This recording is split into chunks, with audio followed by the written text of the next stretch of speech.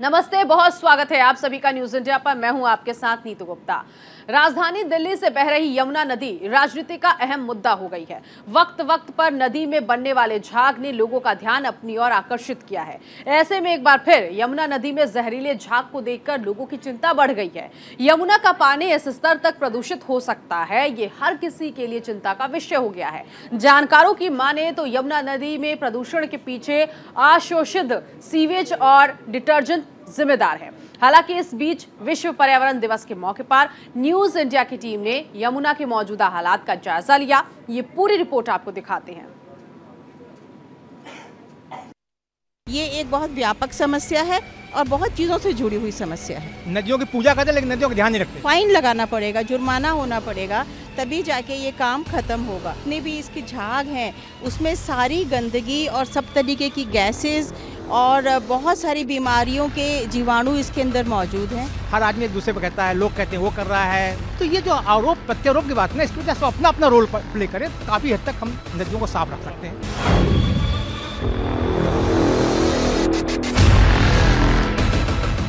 नमस्कार, स्वागत है आपका। मैं हूं अमन शुक्ला, आप देख रहे हैं न्यूज़ इंडिया। आप मेरे चारों तरफ एक सफ़ेद तरह की दीवार देख रहे होंगे और अगर आपको ये लग रहा हो कि मैं कहीं विदेश में हूं, नाव में बैठकर यात्रा कर रहा हूं, तो शायद ये आप भूल कर रहे हैं ऐसा सोचकर। दरअसल मैं देश की राजधानी दिल्ली में हूं और दिल्ली की यमुना नदी पर एक नाव में सवार हूं और ये तस्वीर जो आपको दिख रही है ये जहरीला सफ़ेद झाग है। और देश की राजधानी में यमुना की जो स्थिति है, देश की राजधानी में जो प्रदूषण है, उस पर आज हम चर्चा करने वाले हैं। हमारे साथ दो खास मेहमान इस पूरे प्रोग्राम में हमारे साथ जुड़ेंगे। उपासना सिंह जी हैं जो पर्यावरण के बारे में काफ़ी जानकारी रखती हैं, साथ ही ये अपना परिचय भी आपको देंगी। दिनेश मिश्रा जी हैं जो काफ़ी सारी जानकारी रखते हैं पर्यावरण को लेकर, इनसे भी बातचीत करेंगे। सबसे पहले मैं मैम आपसे जानना चाहूँगा कि ये जो तस्वीर मैं देख पा रहा हूँ, मेरे लिए तो एक सफ़ेद झाग है, जैसे हम निर्मे का पानी होता है ना, झाग होता है, मेरे लिए तो सामान्य चीज़ है। अब आप बताइए कि आखिर ये है क्या? देखिए, ये साफ साफ आपको दिखाई दे रहा है कि इतना प्रदूषण इस नदी में इस वक्त है कि इसके जितने भी टॉक्सिक चीज़ें हैं, जितने भी इसके झाग हैं, उसमें सारी गंदगी और सब तरीके की गैसेस और बहुत सारी बीमारियों के जीवाणु इसके अंदर मौजूद हैं। ये बीमारी जो है ना केवल सांस के जरिए हमारे अंदर आ रही है, बल्कि जितनी भी चीज़ें इस पानी से जुड़ी हुई इस दिल्ली के जो निवासी हैं उन तक पहुंचती है, उन सब में संचारित होती है। और ये इतना भयावह दृश्य है और प्रतिवर्ष हम लोग देखते हैं और ऐसा नहीं है कि सबको पता नहीं है कि ये कितना भयावह है। कोशिश भी की जाती है, सरकारी तौर पे भी की जाती है, आम आदमी को जानकारी भी दी जाती है, लेकिन प्रतिवर्ष ये बढ़ता हुआ ही दिखाई देता है, कहीं भी ये कम होता हुआ नहीं दिखाई देता है। और हमें आज के दिन, आज पर्यावरण दिवस है, आज के दिन हमें इस पर बहुत ज़्यादा चर्चा करने की आवश्यकता है और काम भी करने की आवश्यकता है कि इसको कैसे दूर किया जाए। हम अपनी आगे आने वाली पीढ़ियों को क्या देना चाह रहे हैं, क्या करेंगे हम इसके बारे में, इसकी चर्चा करनी बहुत ज़रूरी है। बिल्कुल चर्चा हम करेंगे भी और मैं चाहूँगा ये आप थोड़ा नाव चलाएँ, इधर तस्वीरें भी हम आपको अपने दर्शकों को दिखाते रहेंगे। सर, आपसे समझना चाहूँगा, अक्सर अगर ऐसी तस्वीर हम देखें, सफ़ेद झाग जो जहरीला झाग है, टॉक्सिक एसिड जो है, ये सर्दियों के महीनों में दिखाई देता था। अब की बार मुझे लगता है पहली बार गर्मी के मौसम में ऐसी तस्वीरें देखने को मिली। देखिए, जहाँ तक हम यमुना रिवर की बात करें, हम स्पेशली चूँकि यमुना में खड़े हैं इस वक्त, हमारा केवल 2% यमुना दिल्ली से पास होती है। लगभग समझे 1400-1500 किलोमीटर की जर्नी में केवल 2%, 20-22 किलोमीटर हमारा दिल्ली से पास है। लेकिन दिल्ली में करीबन 98% पोल्यूशन जो है यमुना का दिल्ली करती है। लगभग हमारे यहाँ से 18 नाले गिरते हैं, 2 यूपी के नालों को अगर छोड़ दें जो कि यहाँ दिल्ली के आसपास आगे गिरते हैं। जो हमारे यहाँ के पोल्यूशन जो स्टीपीज़ हैं, they are not working perfectly. दूसरी बात है कि हमारे यहाँ हाउस होल्ड पोल्यूशन में जो सोप यूज करते हैं, अधिकांश सोप ऐसा जो कि गवर्नमेंट का रिकग्नाइज नहीं है, but peoples are using it. ये बेसिकली फॉस्फेट है जो कि ऑक्सीजन को कम करता है पानी की, तो पानी के भीतर जो हमारा इको कल्चर वो भी खत्म हो जाता है। Fishes cannot survive on this one. ये सारा फॉस्फेट फैला हुआ है। प्लस इस पानी जो भी चीज़ें बन रही हैं, सब्जियां उग रही हैं, जो भी उग रही हैं, वो हमारे लिए और जहरीली होती जा रही हैं। तो न केवल ये वातावरण को बल्कि हमारे स्वास्थ्य को भी प्रभावित कर रहा है, डायरेक्टली इनडायरेक्टली बहुत तरीके से। आपने एक चीज़ का जिक्र किया और मैं भी ये पढ़ रहा था कि जो सफ़ेद झाग है ये ऑक्सीजन को रोकता है नीचे पानी की सतह पर जाने के लिए। ऐसे में इसमें जो जीव जंतु हैं, मछलियाँ हैं, उनका जीवन शायद बहुत ही कठिन है या फिर वो यहाँ पे जीवित भी नहीं रहेंगे। वो पर्यावरण के लिहाज से एकदम ठीक नहीं ना। हाँ, इको कल्चर नहीं होगा तो पानी साफ नहीं होगा, क्योंकि मछलियाँ ही पानी को शुद्ध करती हैं। जो इसमें खरपतवार गिरते हैं उनको खाना या चीज़ों ख़त्म करना मछलियों के हाथ में है। अगर हम वो ख़त्म कर देंगे तो पानी और गंदा होता रहेगा, इसमें स्मेल आती रहेगी, क्योंकि जो बैक्टीरिया जनरेट होते हैं वो भी नहीं जनरेट होंगे।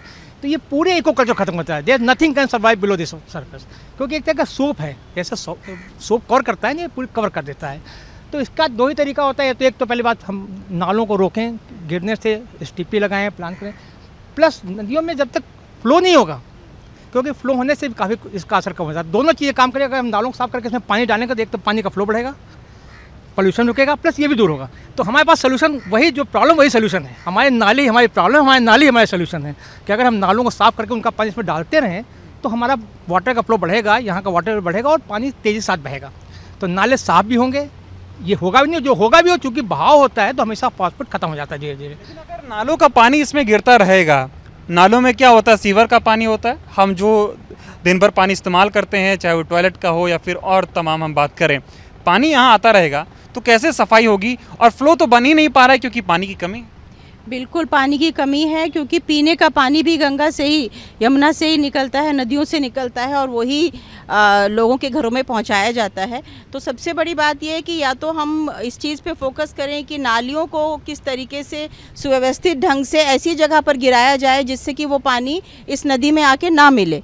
और दूसरी बात यह है कि पानी को रिसाइकल करने का आजकल बहुत बड़े बड़े, आपको याद होगा लंदन में भी टेम्स नदी का बुरा हाल था, इतना बुरा हाल था कि वो नाले से भी बदतर हो गई थी, लेकिन आज आप देखिए वो बहुत बेहतर स्थिति में है।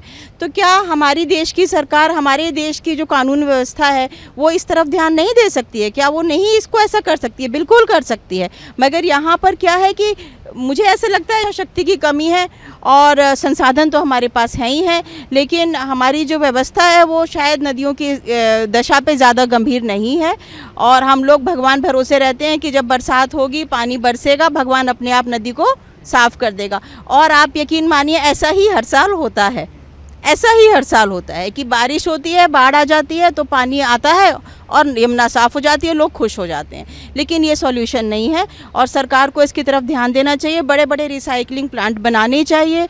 और जो हमारी दिल्ली शहर है जो दिन पर दिन बढ़ता जा रहा है, पॉपुलेशन वर्टिकल बढ़ रही है।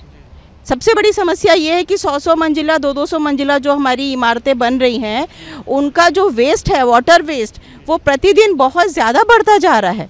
तो उसको कंट्रोल करने की आवश्यकता है। पॉपुलेशन जो हमारे दिल्ली शहर की बढ़ रही है उसकी तरफ भी ध्यान देने की आवश्यकता है। जो बिल्डर्स हैं और ये जो बड़े बड़े कंस्ट्रक्शन वाले लोग हैं वो सब दिल्ली की छोटी छोटी जगहों पर हजारों लोगों को बसा रहे हैं, तो वो कहाँ जाएगा? वो सब तो यहीं जाएगा ना। तो ये एक ऐसी समस्या है जिसके बहुत सारे पक्ष हैं, सिर्फ एक ही पक्ष नहीं है कि आपने पानी रिसाइकल कर लिया या नालियाँ सुव्यवस्थित कर ली तो सही हो जाएगा। नहीं, ये एक बहुत व्यापक समस्या है और बहुत चीज़ों से जुड़ी हुई समस्या है।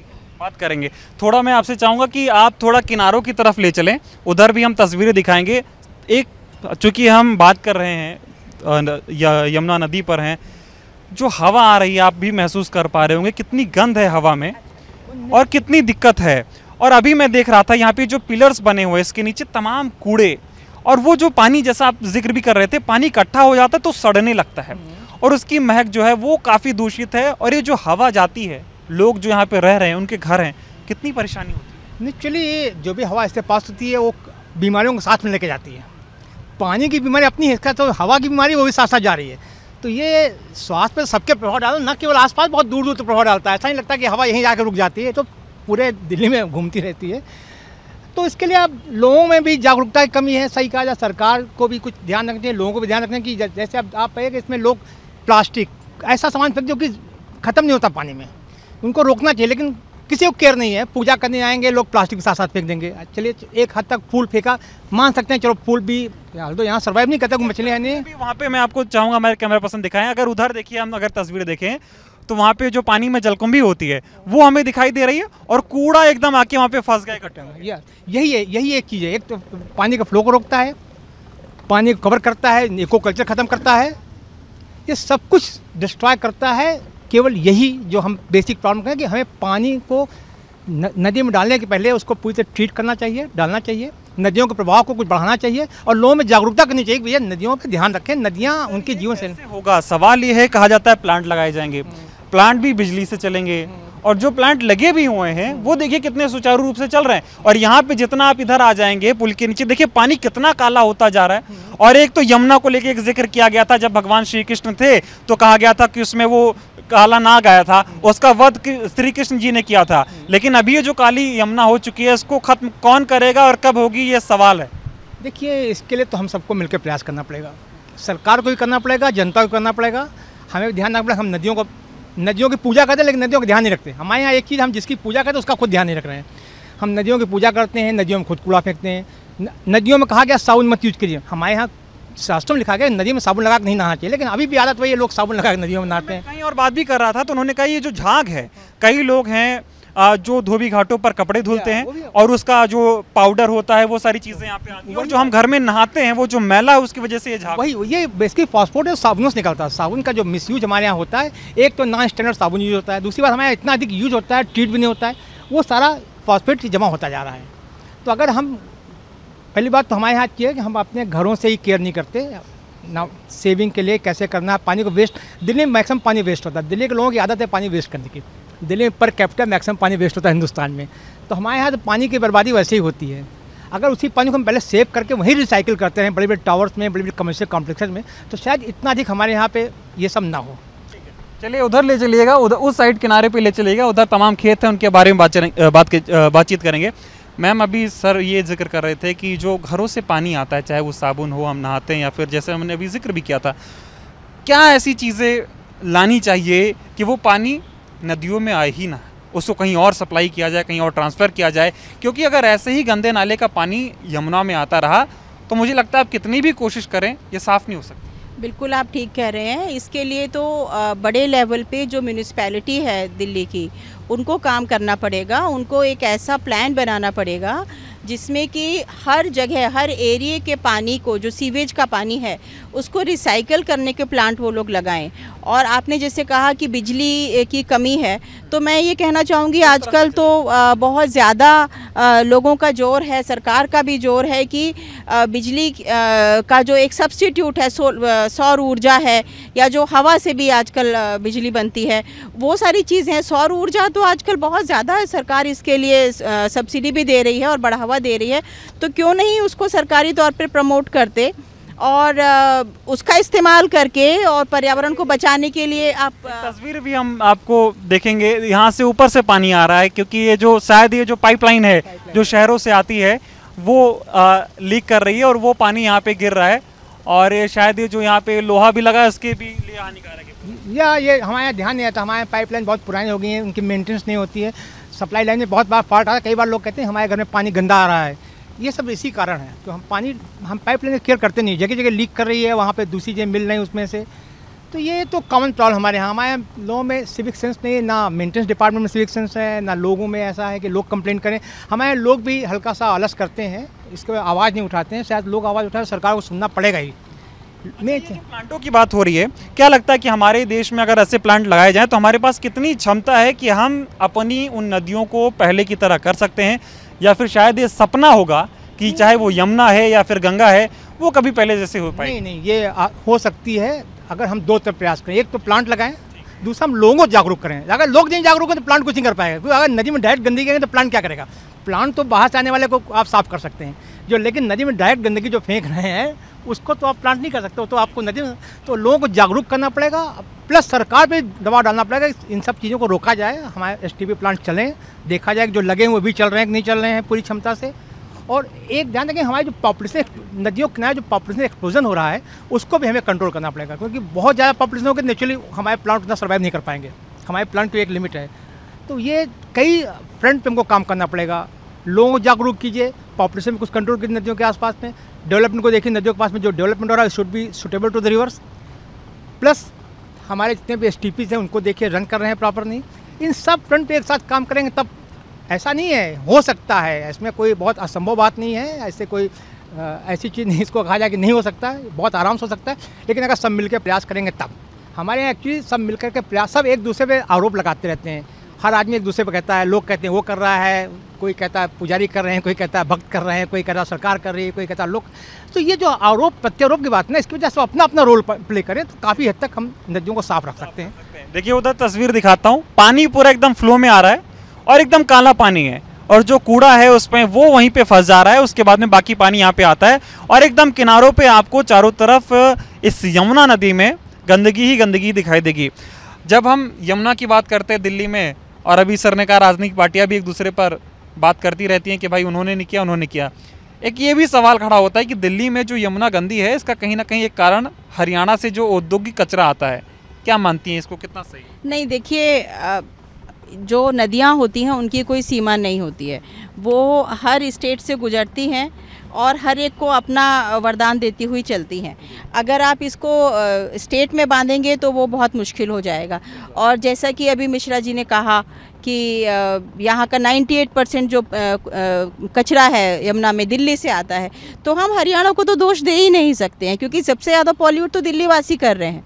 तो हमें जो भी करना है दिल्ली पे ही फोकस होके करना है। और जहाँ तक बात है कि आम आदमी के कंट्रीब्यूशन की, अब ये जो समस्या है वो इतनी भयानक हो गई है कि सिर्फ आम आदमी से नहीं इसका काम चलेगा। अब इसको जिसे कहते हैं आईसीयू में पहुँच गई है। अब इसको सरकार का ही जो है सुरक्षा वही इसको बचा सकती है, और सरकार अगर चाहे फोकस करके तो इसका बड़े आसानी से इसका निवारण हो सकता है। मगर बात यही है कि सरकार का इसकी तरफ इतना ज़्यादा ध्यान है नहीं, तो इसलिए जब भी पर्यावरण दिवस आता है इस तरीके की हम लोग चर्चाएं परिचर्चाएं करते हैं और फिर भगवान भरोसे बैठ जाते हैं, छोड़ दी जाती हैं। एक चीज़ मैं आपसे समझूंगा, थोड़ा रुकिएगा, थोड़ा स्लो चलिएगा। ये किनारा सर मैं आपसे समझना चाहूँगा। देखिए तमाम प्लास्टिक आपको देखिएगा, जूते चप्पल, घरों के कचड़े, कौन कौन से केमिकल्स जो घरों से निकल कर आते हैं और नदी को पूरा दूषित बना देते हैं, जहरीला बना देते हैं, थोड़ा मुझे समझाइएगा पूरे किनारे। जो यहाँ पे मैक्सिमम जो हमारे यहाँ केमिकल नुकसान करता है पानी को, अमोनिया और फास्फेट है जी। हमारे दिल्ली के पानी में फास्फेट बहुत ज़्यादा है, प्लस अमोनिया तो ही है, क्योंकि ये दोनों चीज़ें पानी खत्म करती। कई बार आपने देखा प्लांट बन के आया था, दिल्ली का प्लांट बन करते क्योंकि अमोनिया क्वांटिटी बढ़ गई, सो हम नहीं पानी नहीं सकते। तो ये दो चीज़ें हमारे यहाँ, तो हमारे यहाँ जो मैक्सिमम चीज़ होती है, सोप यूज़ होते हैं, टॉयलेट को लिक्विड साफ करने के लिए यूज़ करते हैं। अधिकांश चीज़ों में ये दो चीज़ों का बहुत यूज़ होता है। इवन कॉस्मेटिक में भी आप पाएंगे इन चीज़ों का बहुत यूज़ होता है।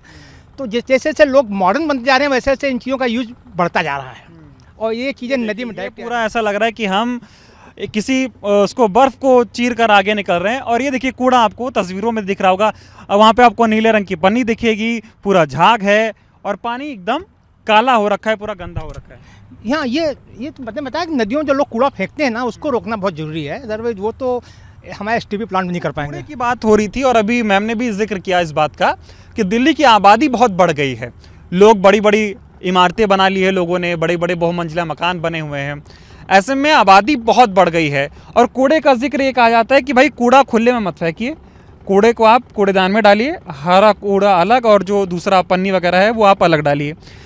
दिल्ली में कई जगह कूड़े के पहाड़ हैं और अक्सर खबरें आपने भी देखी होंगी। अभी अगर हम भलसवा लैंडफिल की बात करें तो अभी भी वहाँ पर आग लगी हुई है, लगातार धुआं निकल रहा है, उसको बुझाया नहीं जा सका है। बिल्कुल आप सही कह रहे हैं, और उसका जो सबसे मूल कारण है वो यही है कि पॉपुलेशन दिल्ली राज्य की इतनी ज़्यादा हो गई है कि हर व्यक्ति पर कैपिटा अगर आप कचरा लगाएंगे, अंदाज़ा लगाएंगे, तो वो इतना ज़्यादा हो जाता है कि उसको मैनेज करना बहुत मुश्किल है।